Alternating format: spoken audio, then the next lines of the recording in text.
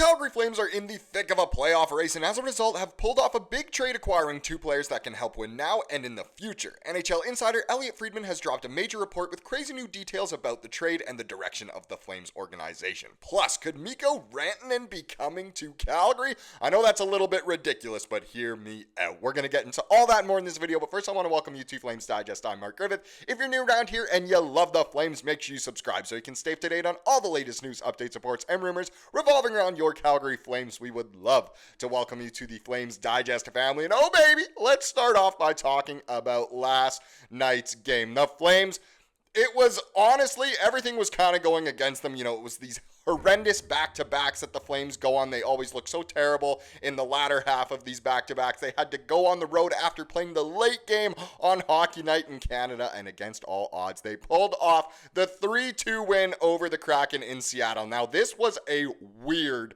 game, and that is honestly the perfect word to describe this one. I mean, the Flames scored 3 in the opening frame, and you can say that the reffing was very much in our favor in the first period. And then later in the game, the reffing really wasn't. I mean, Seattle's second goal was really gifted to them on an icing that shouldn't have been an icing. And overall, both teams can say that the reffing was not great in this game. But hey, look, we got the win. And I mean, look at the photo there. Morgan Frost celebrating his first goal as a Flame. And what a goal it was. It was absolutely spectacular. Just overall, great to pick up the win. I mean, hats off for Dan Vladar's performance. I mean, sure, some of the goals he gave up weren't great, especially the goal that didn't count for Seattle, but at the end of the day, he sincerely got the job done for the Flames as they looked exhausted about midway through this game. The latter half of the second period, Seattle was all over the Flames, and then the third period, they just looked so tired, but Vladar was able to hang in there. As if we get into the box score here, he does pick up the W, his first win in almost 2 months, which is great, snapping that 6-game losing streak, where again, did he really deserve to be on a 6-game losing streak? No, of course not, but so great to get that win. He gave up 2 goals on 31 shots to make 29 saves. Fantastic stats there. The 2 goals against average and the .935 save percentage. If Vladar stays down on his knees, I genuinely think no one scores on him. But either way, great performance from Vladar. You could see it meant a lot to him. It meant a lot to the team to get that win. And they remain 2 points up on Vancouver now for that second wildcard spot with the same amount of games played, which is just fantastic. If we get into the skaters who got on the score sheet, Yegor Sharangovich. Now, he had an awful game against Detroit on Saturday. He was, if you look at the advanced statistics, easily the Flames' best player in the game against Seattle, other than maybe Vladar, you can say. But he gets a goal and an assist. Should his goal have counted? I don't know, but either way, at the end of the day, it did count, and he gets the goal. He gets the assist. Fantastic performance from him. He really stepped up after having not a great game against Detroit. So, hey, props to Sharky there. Frost, as I said before, got his first goal as a Flame. An absolute beauty. If you haven't watched the highlights, I strongly recommend going. It'll get you pumped up for Frost and the future. Jonathan Huberdeau also got a goal on a 5-on-3, which was fantastic. A great setup as well. Pospisil, Andersson, Kadri, Weegar, Backlund, all getting on the score sheet as well with each 1 apple apiece. Great to see that, you know, the Flames really spread the wealth last night and a lot of players got on the score sheet, which is, again, just fantastic to see. And at the end of the day, a win is a win, which is super great. Now, let's get into this Friedman report. So, obviously, you know, Elliotte Friedman, Cal Bukowskis, they record their 32 Thoughts podcast, and they dropped a new one this morning, literally like maybe an hour ago by the time this video goes up. And here's some good points here. So Jess Belmosto on Twitter said this to say about what they said about the Flames. So Flames notes from the 32 Thoughts podcast. So players fully believe in Wolf and believe they can win with him. Now, before we get into the other points, I actually wanted to show a quote that Friedman said on the podcast, because it's kind of crazy. That's where it gets really crazy.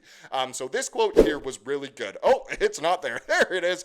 There's Elliotte looking great on the left. So he said, to have that human eraser in net, someone told me that's how the Flames players feel about Wolf. And he was actually comparing Wolf to Hellebuck, which is an insane comparison because Hellebuck is I mean, I think there's no doubt about it. He is the best goaltender in the NHL this year, especially.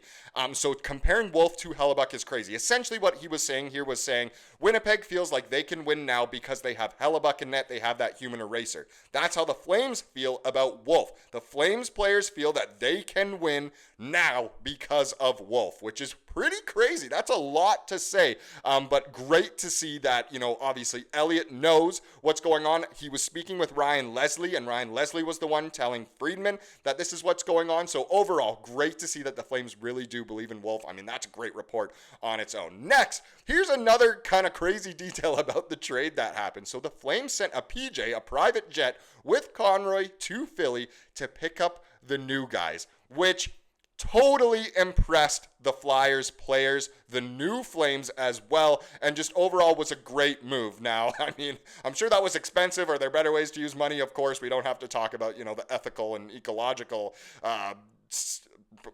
details, I guess, of the situation. But either way, a very classy move for Conroy to literally get on a jet, go pick up his new guys, and bring them to Calgary. It really made a great, first impression, was very welcoming. And just on that welcoming note, I actually have another quote I wanted to show from the 32 Thoughts podcast that Elliotte said. So he said, a player on the Flyers texted people in Calgary saying, you guys have a couple of great guys here.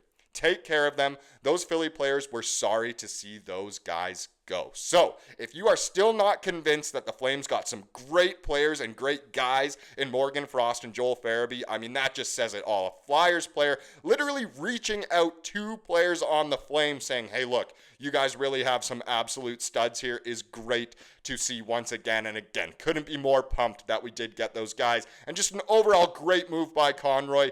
I think he did everything right in this situation, both on the business end and just extending and being a nice human being, as we all know he is. In Conroy, we trust. Now, the last thing is probably the biggest report here that's interesting.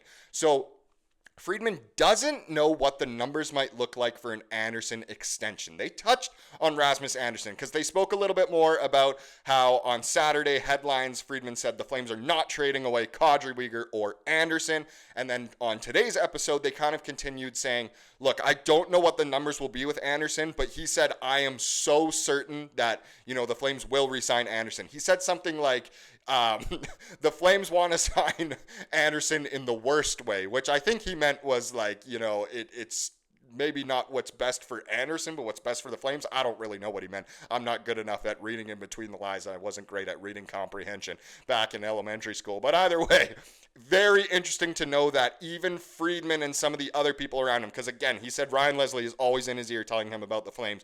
He doesn't really know what the Andersson extension might look like, but I would assume it's pretty high, especially with the salary cap going up. But I think most Flames fans would be willing to pay that.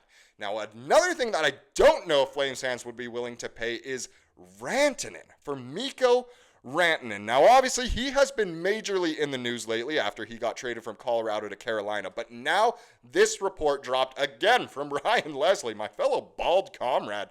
So he kind of said this, and then it was posted later to Puck Empire. But the Calgary Flames will have a lot of interest in Mikko Rantanen in free agency. Now, boom, alarm bells ringing. I think a lot of people would want to bring Rantanen in.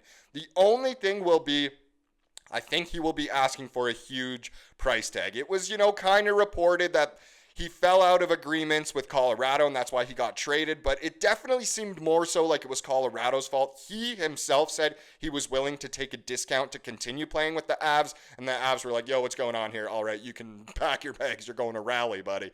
But it's interesting. Could the Flames pick him up in free agency? Well, they will definitely have the cap space for it for now. But what about in the future when you have to pay, certain guys that are, we really hope, going to come up and be good? Guys like Coronato, obviously Wolf as well, Hanzik, Perek.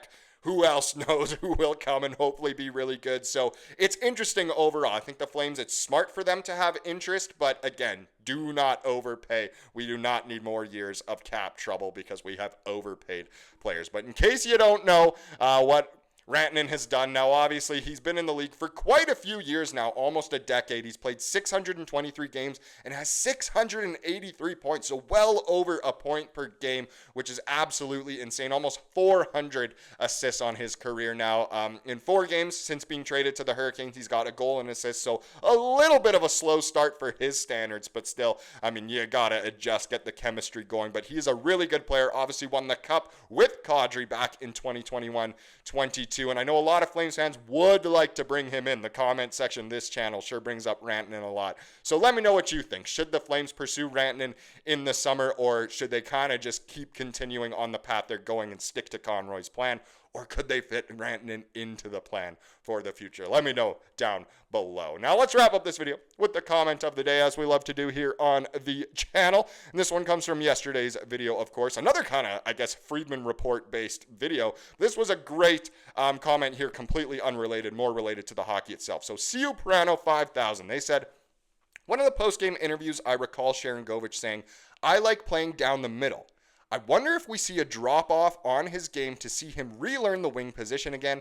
Anyway, I'm not too worried about Sharangovich." And you absolutely nailed it, because a lot of people were hammering hard on Sharky after the Detroit game, myself included. I said he had a bad game. But look, he really turned it on against Seattle, was probably the Flames' best skater, which was just amazing to see. And you were absolutely right to not be too worried about him. Looks like he's just finding his way. And who knows, maybe he might actually really gel being with Morgan Frost. Maybe that's the combo no one saw coming that everyone needed. But interesting overall. Thank you so much for dropping that comment in the comments section. Thank you for watching this video. Please subscribe like you saw here today, and have a wonderful rest of your day.